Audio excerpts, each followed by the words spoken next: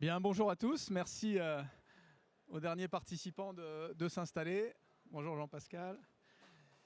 Ravi de vous retrouver, ravi de voir des visages connus.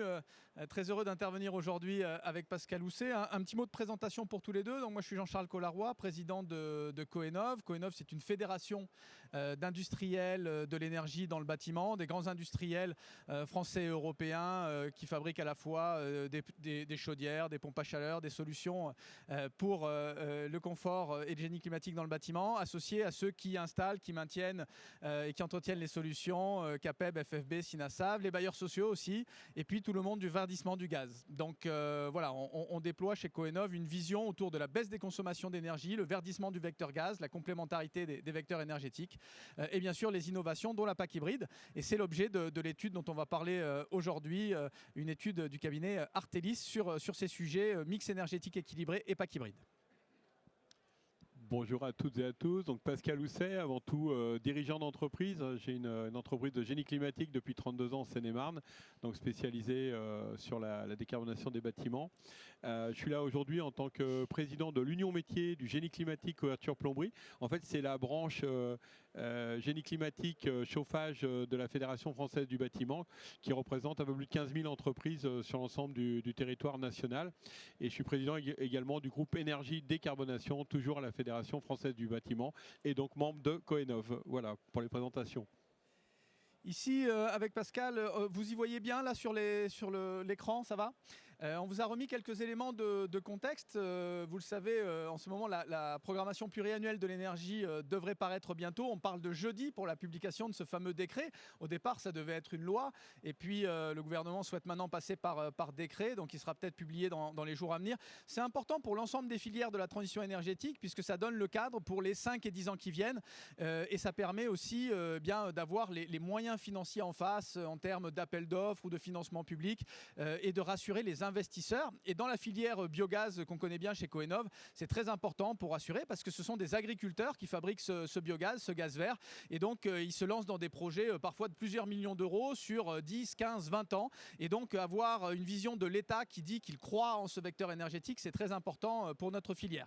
Je vous redonne les chiffres. Aujourd'hui, on est à plus de 800 méthaniseurs qui produisent des gaz verts, 15 TWh. Et l'objectif en 2030, donc dans cette fameuse PPE, c'est logiquement, il devrait y avoir écrit 50 TWh de gaz vert, dont 44 TWh injectés dans les réseaux. Et si on est en 2030 à 50 TWh de gaz vert, avec une consommation globale de gaz, tous usages confondus du pays, qui continue à diminuer par des actions de sobriété, d'efficacité énergétique, eh bien on pourrait être en 2030 à 20% de gaz vert dans les réseaux. Et ça veut dire que ça, au national, ça fait 20% dans les réseaux, mais ça veut dire que dans certains départements, on est déjà à 30, 40, 50% de gaz vert dans les réseaux. On parle souvent du département de l'Oise, de l'Orne, qui sont pionniers et vraiment très en avance. Donc c'est un sujet intéressant parce que quand on atteint ces quantités, finalement, on voit que la trajectoire de décarbonation est très forte. Ton département, toi, vous êtes oui, pionnier. Alors, sur la Seine-et-Marne, on a cette chance d'avoir un fort développement effectivement des méthaniseurs. Donc on est à 27% de taux de couverture en biogaz sur le département. Oui. Voilà, et la méthanisation, c'est le recyclage des déchets agricoles, agroalimentaires aussi. Donc on est vraiment là au cœur de l'économie circulaire. Aujourd'hui, c'est principalement la méthanisation qui permet de fabriquer du biogaz, mais il y a aussi d'autres technologies, pyrogasification, gasification hydrothermale. On est dans un contexte de respect de l'accord de Paris. Ça veut dire sortie programmée des énergies fossiles. La France, quand elle porte sa vision dans les différentes conférences internationales, les COP, c'est sortie du charbon en 2030. Ça, c'est déjà fait. La dernière centrale à charbon va être fermée. Sortie du pétrole en 2035-2040 et sortie du gaz fossile en 2050. Donc on voit que c'est une transition progressive qui constitue cet accord de Paris et que finalement, pour le gaz, on a une feuille de route en 20-25 ans pour passer du gaz fossile importé à des gaz verts produits en France à partir du recyclage des déchets. Et on a ce potentiel puisqu'on est un pays très agricole. Un contexte aussi autour de la souveraineté industrielle et énergétique. Ça, c'est un enjeu majeur. Vous en entendez beaucoup parler parce qu'il y a des tensions géopolitiques, parce qu'on doit de plus en plus produire en France. Souveraineté énergétique, ça veut dire diversifier ses vecteurs énergétiques, ne pas dépendre que d'un seul vecteur. Ça peut être dangereux. Diversifier ses approvisionnements. Le plus on diversifie le mix de pays qui nous approvisionnent aujourd'hui et le plus on sécurise. Et puis, à terme, produire en France un maximum de l'énergie dont on a besoin. Et les gaz verts, c'est une production locale made in France qui se substitue. C'est une substitution des gaz fossiles importés, donc c'est important. Et puis, bien sûr, des incertitudes sur les finances publiques et le pouvoir d'achat des ménages. Ça, c'est un enjeu majeur parce que si on ne pense la transition que par la décarbonation, en oubliant de regarder qu'est-ce que ça veut dire pour les ménages en termes de dépenses publiques, d'investissement, il faut investir dans un véhicule électrique, il faut peut-être investir dans une nouvelle chaudière, une pompe à chaleur, une PAC hybride. Tout ça, ça a un coût. Si on pense que les ménages vont pouvoir le faire comme ça dans les années qui viennent, d'un seul coup, ou que les finances publiques vont pouvoir tout financer, ben finalement, on se trompe et on planifie des choses qui ne se produiront pas. C'est pour ça que nous, on défend beaucoup chez Coenov le fait que les solutions gaz ont beaucoup d'intérêt parce qu'elles sont aussi robustes, bon marché, avec un vecteur énergétique dont on connaît les trajectoires puis finalement de tarifs, et puis des coûts d'entretien-maintenance qui sont maîtrisés. C'est un sujet sur lequel vous travaillez beaucoup, les coûts d'entretien-maintenance, vous, Pascal. Oui, c'est important. D'ailleurs, il y a eu différentes études qui ont été faites selon les systèmes mis en œuvre pour voir au bout de 10 ans quel était le coût finalement de la maintenance. Donc de vouloir imposer des systèmes chez des particuliers, même aider pour l'installation, on voit qu'il y a quand même des coûts derrière de maintenance et on s'aperçoit, si on prend le cas des pompes à chaleur, aujourd'hui on a plus de 50% du parc de pompes à chaleur installé ces dernières années qui n'est pas entretenu parce que finalement le particulier n'a pas les moyens d'entretenir son matériel. Contrairement aux chaudières où là on a un parc beaucoup plus suivi et maintenu dans la durée. Oui, donc souvent on parle des coûts d'installation et c'est important aussi de penser de ces coûts d'entretien-maintenance. On a la chance d'avoir des professionnels qualifiés, une filière en France qui est à la pointe et donc il faut le valoriser. Et puis, il y a quelque chose qui est très important aussi, c'est la mise à jour des scénarios de RTE. On parle des bilans prévisionnels, ça c'est la feuille de route à 2030-2035. Et puis on parle des futurs énergétiques, ça c'est la feuille de route 2050. Et puis donc dans le cadre de ces bilans prévisionnels, ça c'est sorti, le dernier est sorti en septembre 2023. Il y a eu un focus bâtiment publié en janvier 2025. Et nous on a voulu faire une étude qui contestait des conclusions sur la PAC hybride parce que RTE selon nous avait mal simulé l'implémentation vraiment dans le réel des PAC hybride, et donc on a voulu challenger ça par une étude qu'on va vous présenter aujourd'hui qui s'appelle l'étude Artelis. Alors, les deux objectifs de cette étude, donc on s'est positionné à horizon 2030, hein, c'est ce que fait aussi RTE, c'est d'évaluer l'intérêt des PAC hybrides par rapport à une PAC Aéro 100% électrique, et puis d'étudier aussi un scénario d'équipement plus équilibré que ne le voient parfois les pouvoirs publics qui, sans le dire, misent sur une quasiment extinction, une interdiction des chaudières sans le dire. Nous, on pense qu'il y a un scénario plus équilibré où certes, il y a une diminution du parc de chaudières, mais qui est raisonnable. On parle de 50 000 à moins 50 000 à 100 000 appareils par an et pas moins 350 comme ça peut parfois être simulé, moins 350 000 par an comme ça se peut parfois être simulé dans les scénarios de RTE ou dans la SNBC, ce qui correspond quasiment à une interdiction sans le dire puisque le renouvellement des appareils est autour de 400 000 par an. Donc nous on a voulu montrer les intérêts des PAC hybrides et l'intérêt d'un mix plus équilibré avec un pourcentage de gaz vert de 20% qui pourrait être celui annoncé dans la future programmation pluriannuelle de l'énergie. Alors, les grandes hypothèses de l'étude, pour essayer d'être vraiment le plus judicieux possible dans l'analyse des PAC hybrides, on a pris exactement les mêmes hypothèses que RTE sur l'ensemble finalement des paramètres et on a fait varier juste le nombre de PAC hybrides et la façon dont sont programmés les PAC hybrides parce que RTE a pris selon nous de mauvais paramètres. Donc vraiment pour être incontestable, on s'est calé sur les hypothèses de RTE et on a pris un bureau, une entreprise qui a un logiciel de simulation que RTE lui-même utilise, qui s'appelle le bureau d'études Artelis, qui est un outil qui s'appelle Crystal Supergrid, qui fait des simulations à la maille européenne et à la maille horaire et qui fait des prévisions d'offres-demandes. Et c'est pour ça qu'on a fait cette étude avec ce cabinet. On a corrigé des paramètres que RTE simulait mal. Il prenait un pourcentage pour la chaudière de 80%, qui correspond plutôt aux anciennes chaudières, alors même que les PAC hybrides est un produit plutôt récent, on va dire, qui s'installe aujourd'hui avec des chaudières THPE, très haute performance énergétique à condensation, dont la performance est plutôt de 92-93%. Donc on a corrigé ce paramètre de rendement de la chaudière. On a corrigé un fonctionnement, c'est que RTE prenait un fonctionnement on-off. La pompe à chaleur fonctionne quand il fait plutôt chaud et puis ensuite ça basculait sur la chaudière à partir de 4 degrés et c'était en fonctionnement on-off. Alors qu'une PAC hybride ne fonctionne pas comme ça, ça fonctionne en ce qu'on appelle en fonctionnement parallèle bivalent et c'est finalement la PAC et la chaudière qui fonctionnent en même temps quand la température diminue progressivement. Et à partir de températures très négatives, alors oui, la chaudière commence à prendre le relais et soulage la PAC qui a plus de difficultés quand il fait très froid. C'est des choses que tu constates, ces fonctionnements des packs hybrides. Oui, et puis il faut se rappeler que nous avons un dimensionnement qui est très réglementé, hein, y compris pour les solutions hybrides ou pack add-on.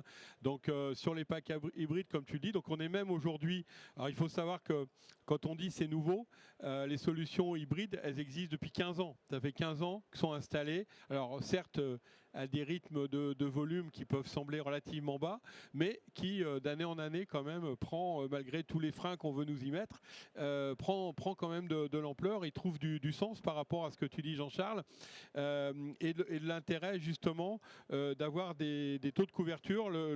On est sur des états aujourd'hui pour la partie THPE qui est plus de 94%, avec des régulations très évoluées également. Et l'évolution importante qui a été faite sur l'hybride, justement, c'est le mode de régulation pour arriver à ce que tu dis, avoir cette modulation entre l'usage de la PAC et de la partie chaudière. Et puis, ça laisse une grande souplesse et c'est ce qu'on retrouve dans cette étude Artelis qu'on va développer.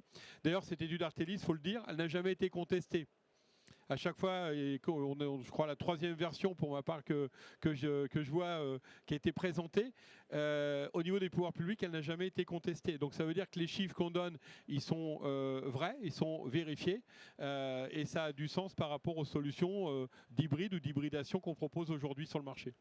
Voilà, donc des paramètres qu'on a réajustés par rapport à ce qui se fait dans la réalité. Et vous pouvez aller sur le stand de tous les fournisseurs, parlez-leur d'hybride, demandez-leur un peu les renseignements sur les appareils. Ils vous expliqueront effectivement que ce fonctionnement correspond à ce qui se passe aujourd'hui.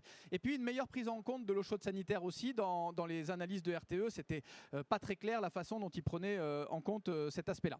On a utilisé les prévisions, ce qui s'appelle le TYNDP 2024. C'est les prévisions de tous les pays européens sur leur mix énergétique en 2030. Et donc ça, c'est même plutôt favorable aux solutions électriques parce que tous les pays en 2024, c'est mis à jour tous les 2 ans. Mais donc tous les pays aujourd'hui font des prévisions de mix énergétique extrêmement décarbonés en 2030 parce qu'ils ont tout intérêt à montrer que finalement ils décarbonent très fort. Donc vous avez la prévision de l'Allemagne, c'est de sortir quasiment du charbon et de la lignite et de passer aux toutes énergies renouvelables et décarboner le mix.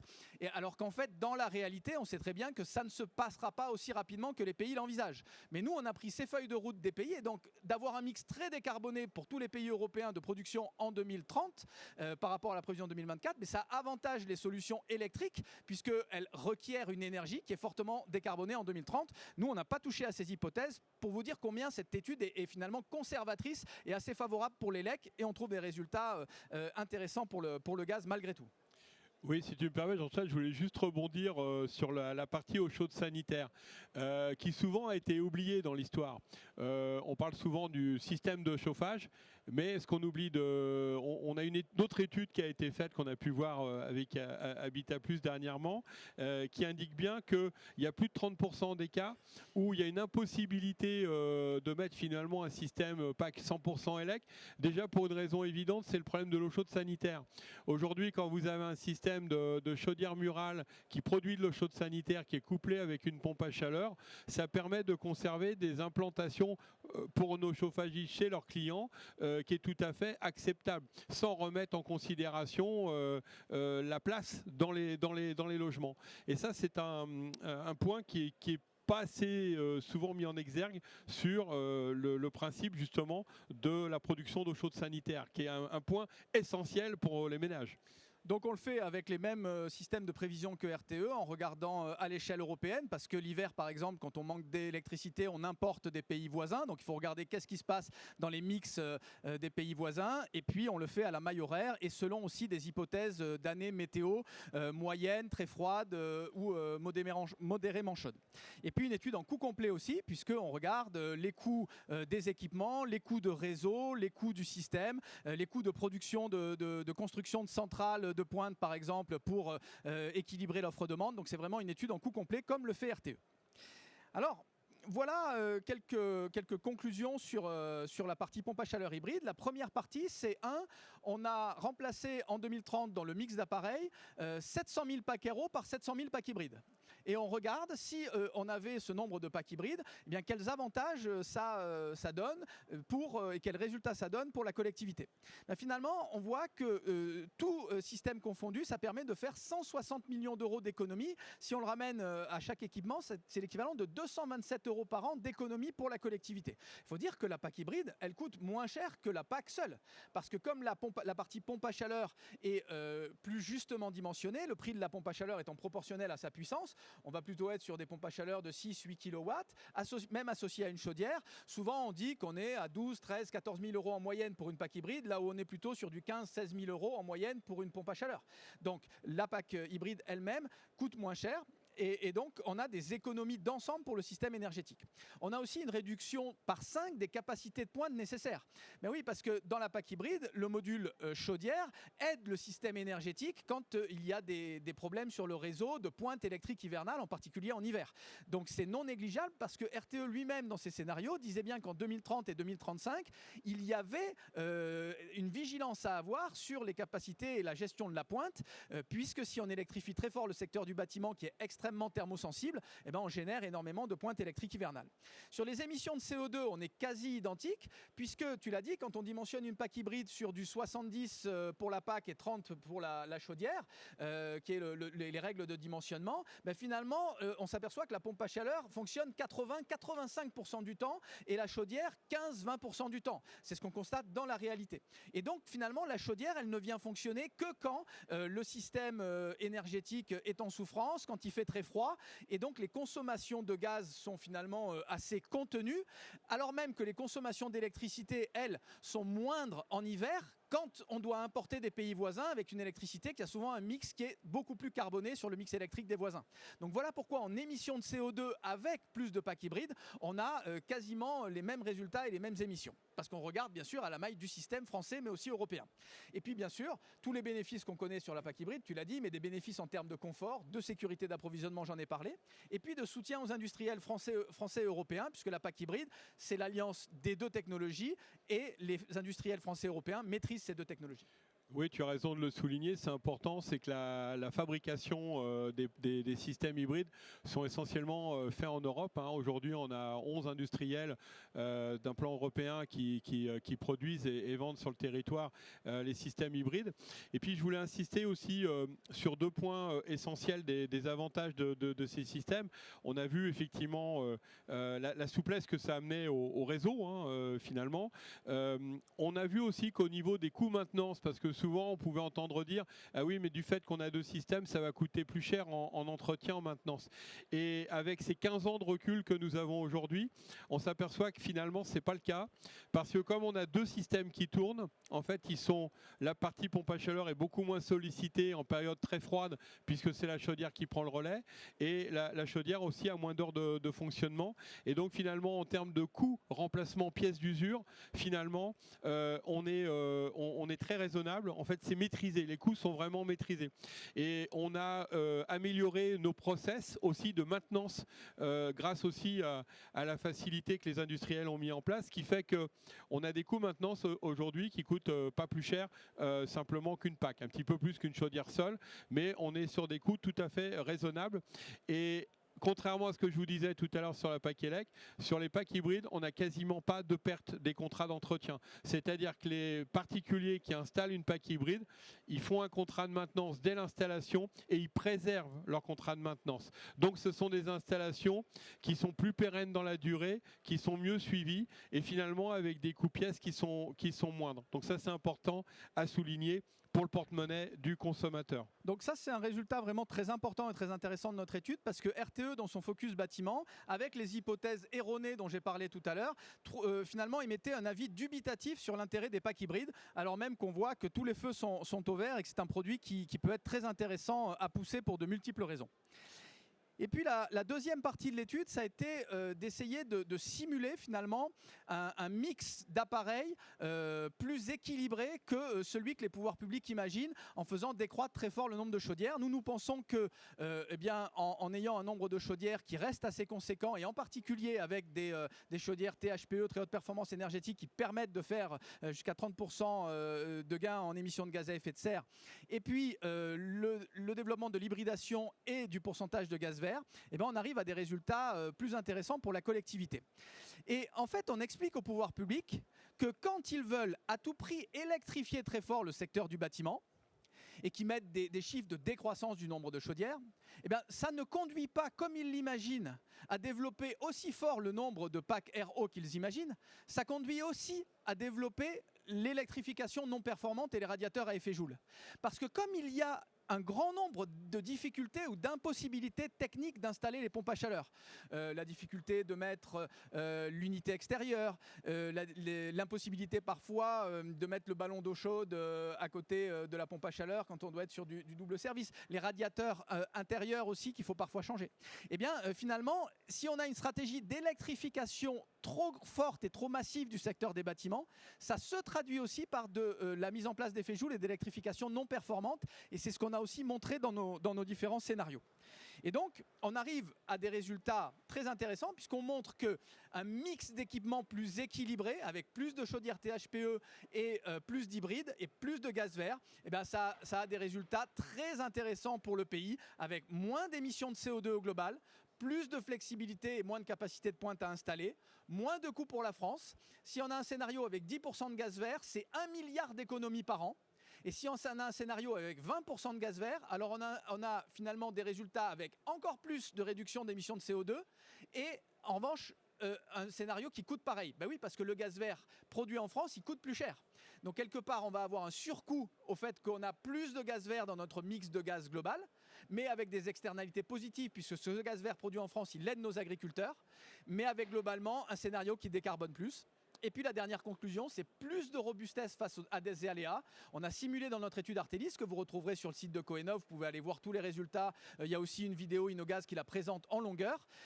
Une robustesse face à des aléas. On a simulé une moindre rénovation des bâtiments. Qu'est-ce qui se passe si on a une trajectoire où on réussit moins de rénovation? Et aujourd'hui, on a des fonds publics qui sont moins au rendez-vous pour rénover. Donc il y a des grandes chances qu'on ne soit pas à la réduction des consommations qu'on imagine dans le bâtiment. Donc moindre rénovation, moindre développement des ENR. On voit qu'il y a des tensions sur l'éolien ou le solaire, donc c'est possible qu'on ait moins d'ENR électriques que ce qu'on imagine. Et puis aussi, un problème systémique sur les centrales, comme on l'a connu il y a 4 ans, avec 20 réacteurs à l'arrêt sur 56. Qu'est-ce qui se passe face à ces différents aléas? Finalement, quand on a un mix d'appareils plus équilibré, des chaudières THPE, des packs qui se développent mais à un rythme normal et des packs hybrides et du gaz vert, finalement, on a quelque chose qui est plus robuste pour la collectivité et pour notre système énergétique. Voilà. On est passé, merci pour votre attention. Merci. Et puis on est dans la phase de questions-réponses.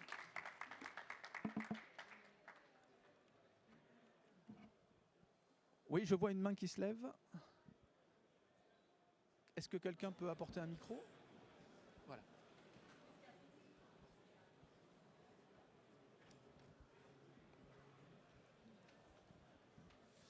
Bonjour, merci beaucoup pour votre présentation qui était très claire. Moi, je me questionnais sur le gisement des déchets verts. Est-ce qu'ils seront suffisants pour vos ambitions? Et est-ce qu'il n'y aurait pas un effet rebond où les agriculteurs se retrouveraient plus à faire de déchets verts pour meilleure rentabilité que de faire de la nourriture et de la culture? Voilà. Ouais, ça, c'est une question très importante. C'est beaucoup suivi dans la filière par l'Association des agriculteurs méthaniseurs de France, par France Gaz Renouvelable, parce qu'il ne faut pas transformer les agriculteurs en producteurs d'énergie. Donc il faut bien que ça soit un revenu complémentaire pour les agriculteurs et pas un détournement de leur activité première qui doit être de nourrir le pays.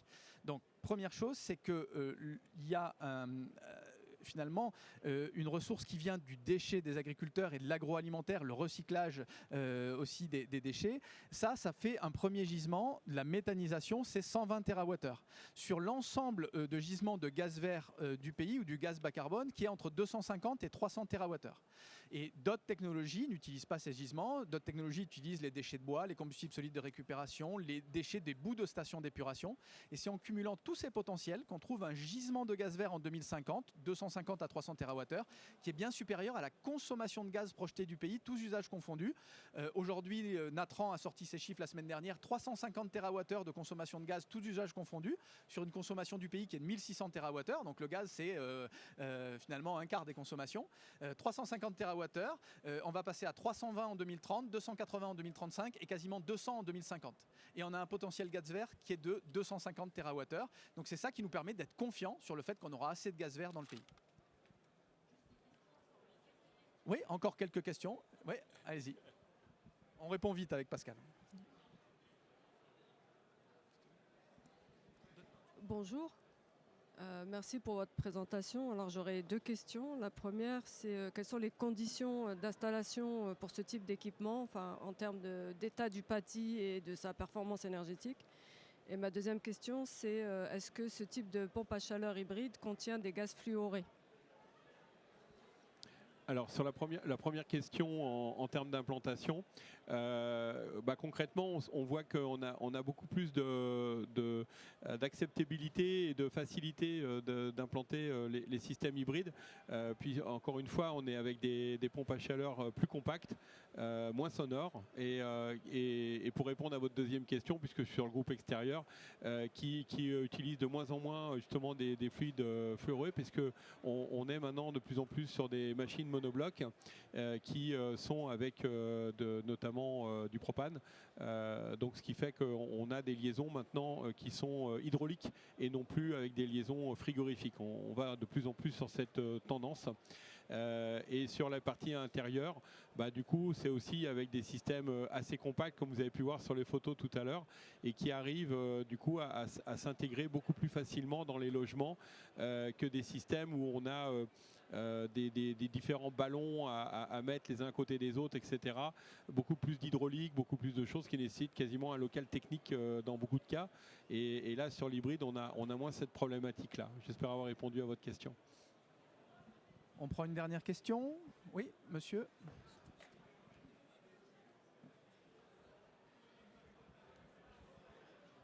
Merci. Oui, j'ai deux questions. La première, c'est comment vous avez choisi vos 700 000 logements? Est-ce que vous êtes mis dans des cas plutôt favorables ou aléatoirement? Et la deuxième, c'est quand vous dites que les émissions sont quasiment égales à une PAC ELEC, est-ce que vous prenez en compte le fait que le CS est souvent fait au gaz en PAC hybride? Alors là, on était sur la partie chauffage, effectivement. Et après, sur les logements, on a pris des moyennes de logements. Donc des logements moyens, on n'a pas pris des logements avantageux pour le gaz ou non avantageux, c'était des moyennes de logements.